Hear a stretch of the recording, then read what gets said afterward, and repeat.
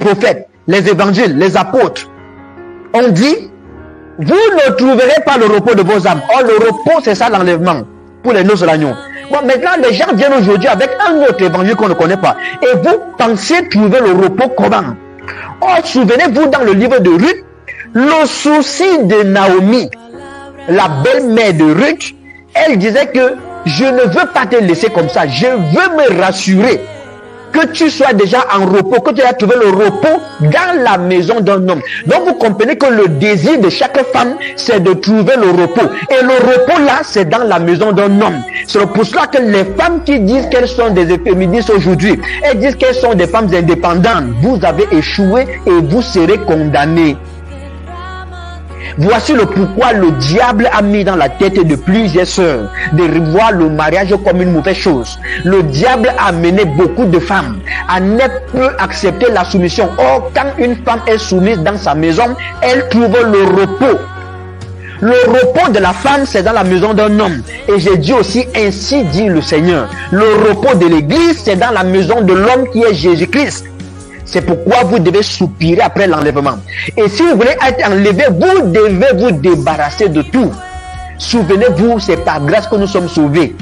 Et je vous ai enseigné comment obtenir la grâce et la faveur de Dieu. C'est quand une femme accepte être fécondée par son mari. Quand elle est fécondée, je vous ai dit, elle ne peut plus chercher à arranger sa démarche. Elle ne peut plus chercher à être belle, je ne sais pas, physiquement à l'extérieur. Parce que la beauté externe n'est rien. Elle ne sert plus à rien quand vous portez dans votre ventre la sémence de votre mari. En ce moment, c'est la sémence de votre mari qui se trouve dans votre ventre, qui vous dicte comment marcher, comment se coucher.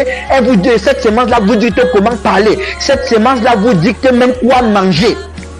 Et puis quand on vous dit que abandonnez vos mèches, abandonnez vos make-up, abandonnez vos pantalons, vous vous levez contre nous. Là, vous n'êtes pas encore fécondé par le Seigneur Jésus-Christ. Vous n'êtes pas enceinte. Parce que souvenez-vous que la sémence du mari de l'église, c'est la parole de Dieu. Si vrai, la parole de Dieu vient dans votre sein, habite en vous. De la même manière qu'une femme enceinte mange ce que l'enfant qui en elle désire. Elle s'habille, elle s'en fout. Les cheveux sont même comme ça en désordre. Mais son mari l'aime pas parce qu'elle est belle physiquement, parce qu'elle porte dans son sein son enfant. Dieu, le Seigneur Jésus-Christ, aime toute église qui porte la parole en elle. Dieu s'en fout si vos églises sont Android, si vos églises sont VIP. Dieu s'en fout de ça. Ce que Dieu veut voir, est-ce que la parole de Dieu est dans votre sein? Est-ce que votre pasteur prêche la parole? S'il enseigne la parole véritable, Dieu est là. Dieu s'en fout si vous prophétisez, s'il y a des miracles. Parce que la vraie prophétie, c'est l'interprétation des Écritures.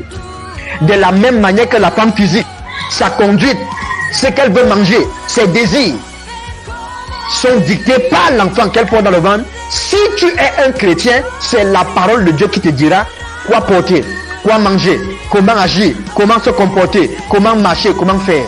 Si tu te poses à cet évangile, tu n'es pas enceinte, tu n'es pas la femme de Jésus-Christ. Notez ça. Notez. Voici là où vous mourrez. Voici là où vous mourrez. Jésus-Christ dit que je ne paierai pas la femme d'enseigner le parole de Dieu, mais aujourd'hui les femmes prêches sont des pasteurs. Les femmes sont des apôtres. Les femmes sont des bishops. Les femmes sont des évêques. Vous irez où avec ça? Vous allez entrer dans quel royaume? Si les portes du ciel s'ouvrent devant vous, dans cette position-là, c'est que Jésus ne m'a pas envoyé. Notez ce que je vous dis. Je ne vous juge pas, je ne décide pas de qui va cela sauver ou pas, mais je vous dis ce que lui m'a dit. Vous comprenez?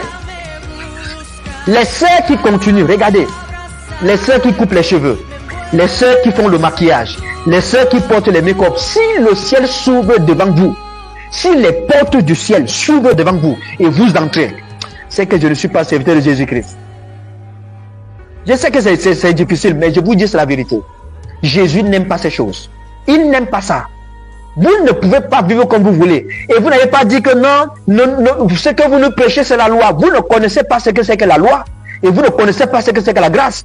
La loi, c'est la parole de Dieu en parabole. La loi, c'est toute la Bible que vous voyez ici. Genèse, Apocalypse, tout ça, c'est la loi. Vous comprenez? Mais la grâce sort de la loi. Pourquoi? Parce que la grâce, c'est l'interprétation. des prophéties cachées ou des paraboles de la loi. C'est ça la grâce. Il faut donc faire très attention. Nous sommes sous la grâce, nous ne sommes plus sous la loi. Si la grâce vient, elle va vous dire comment marcher, parce que c'est elle la sémence qui doit habiter en vous. La grâce n'est pas une chose. La grâce, c'est toute une personne. Et c'est le Saint-Esprit.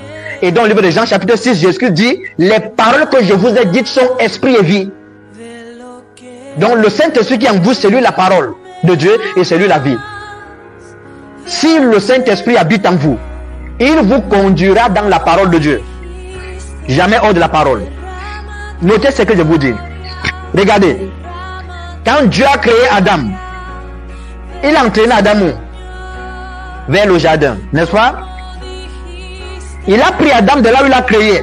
Il l'a amené dans le jardin, dans sa présence. Adam, c'est le fils de Dieu. Or, il est écrit, Adam est la figure de celui qui devait venir. Donc, le véritable Adam, c'est le Seigneur Jésus-Christ. Mais maintenant, regardez, nous les humains, quand Dieu a formé Ève, créé Ève, il a amené Ève où? Est-ce qu'il a amené Ève vers quelque chose? Vers une nourriture? Ou vers quelque chose? Il a conduit Ève directement vers Adam.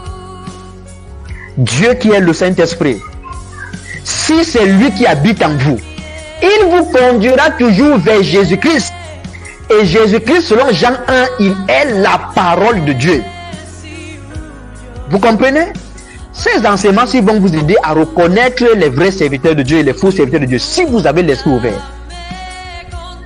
Dieu a conduit Ève, qui est l'image de l'humanité, le peuple, les hommes, vers Adam. Le Saint-Esprit nous conduit toujours vers Jésus-Christ qui est la parole de Dieu. Jésus-Christ a dit, quand sera venu le consolateur, l'esprit de vérité, il ne parlera pas de lui-même. Dieu n'a jamais parlé à Ève de lui-même. Jamais. Dieu a pris Ève et lui a dit, je t'amène vers Adam. Donc Dieu a parlé d'Adam à Ève. C'est pour ça que quand Ève a vu Adam, Ève savait que c'était son mari. Parce que Dieu lui avait déjà parlé d'Adam. Et c'est Adam maintenant qui a parlé de Dieu à Ève. Le Saint-Esprit nous parle de Jésus-Christ. Et Jésus-Christ nous révèle Dieu. Parce qu'il a dit, personne ne peut connaître le Fils si c'est le Père. Et personne ne peut connaître le Père si ce n'est le Fils et celui à qui le Fils veut le révéler. Je demandais, pourquoi chaque fois que je vous enseigne, vous me voyez toujours en train de rentrer dans la Genèse? Pourquoi?